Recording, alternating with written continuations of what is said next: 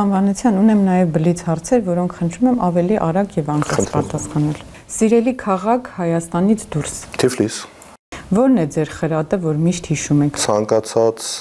քայլ անելուց դա մի քիչ երկար պետք է պատասխանեմ։ Ազգային անվտանգության ծառայություն երբ ընդունվել եմ աշխատանքի, իմ հայրս, որովհետև երբեք պետական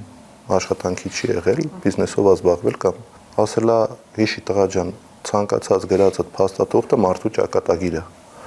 Եվ միշտ քո խղճի առջև բարձ կլինես եւ արդար, ես դրա համար միշտ դա հիշում եմ։ Մեկ բառ, որով կբնութագրեք ինքներդ ձեզ։ Բարի։ Սիրելի ուտեստ ունեք։ Շատ են ուտեստները, բայց երևի թե տաքած, պանիր եւ լոլիկ։ Առաջնորդի 3 անհրաժեշտ հատկանիշ։ Ազնվություն, սառնասրտություն, բարիություն։ Վերջին անգամ երբ եք իսկապես հանգստացել։ Հանգստանալու մեկնում ենք իհարկե, բայց հանգստանալու պետք է հոգով հանգստանաս, հոգով դժվար է իմը հանգստանալ։ Ամենամեծ վախը։ Հայաստանի Հանրապետության ապագան։ Եթե Նիկոլ Փաշինյանը զանգի ասի Արթուր, արի խոսենք, ինչ կպատասխանեք։ Չգիտեմ։ Կգնաք հանդիպման։ Չգիտեմ։ Լավ ամուսին եք, հայր թե լավ պապիկ։ Այդ հարցը եկեք ընտանիքիս անդամներին ուղեք։ Ամենամեծ սխալը, որից սովորել եք։ Երևի թե մարդկանց վստահելը։ Ինչով եք հպարտանում ամենից շատ։ Եթե անձնական տիրույթում իմ ընտանիքով։ Ձեզ ռոմանտիկ համարում եք։ Ոչ։ Կցանկանայիք կրկին աշխատել ԱԱԾ-ում, եթե հնարավորություն լիներ։ Ես նորից եմ կրկնում, շատ կարոտում եմ իմ նախկին աշխատանքը, բայց նայում ենք առաջ եւ գնում ենք առաջ։ Ինչն եք համարում լավ կառավարման առանցքը։ Ճշտապահությունը,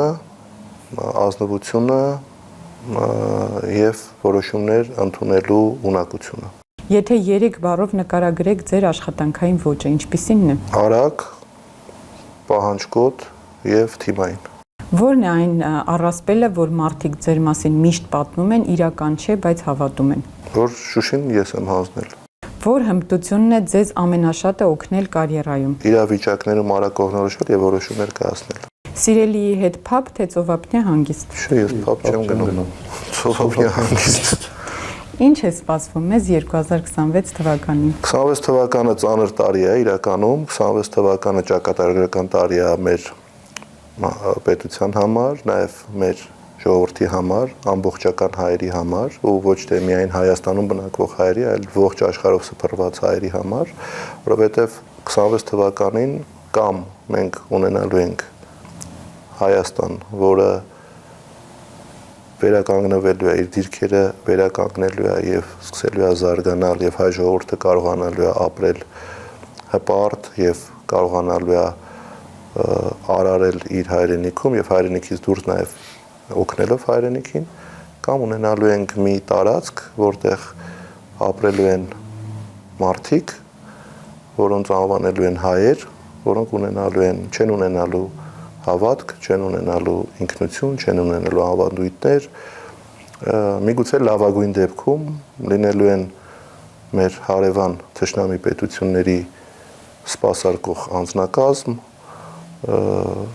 բայց դրա հետ մեկտեղ միգուցե ունենալու են ինչ-որ ֆինանսական բարեկեցություն։ Պարոն Վանեցյան, շնորհակալ եմ մեզ հյուրընկալելու եւ անկեղծ զրույցի համար։ Ես եմ շնորհակալ, համեցեք։ Արմլու լրատվականի հարգելի հետևորդներ, մենք դեռ կհանդիպենք։